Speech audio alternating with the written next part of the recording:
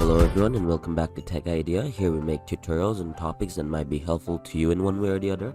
And today we're going to be looking at the question, who is a Twitch streamer? Now there's two ways of answering this question. One of that would be anyone that streams on Twitch is a Twitch streamer. Doesn't matter how many viewers you have or followers you have, even if it's one, you would be considered as a Twitch streamer. And the other answer, now this is a bit hard, not everyone can be a Twitch streamer, and that's because once you develop a good following, Twitch will reach out to you and offer you a Twitch affiliate.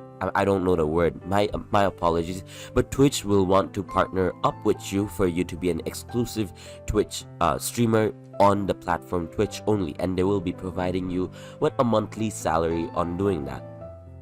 So once you accept that contract, you would be officially accounted as a Twitch streamer, because now you're just streaming on Twitch. You have a contract with Twitch and everything you do is gonna be on Twitch. So these are the two ways of looking at on who is a Twitch streamer. So I hope this video was helpful and informative. If it was, please drop a like, and if you want to see more videos like this in the future, don't forget to hit that subscribe button as well as that notification bell. Thank you so much for watching. Bye bye.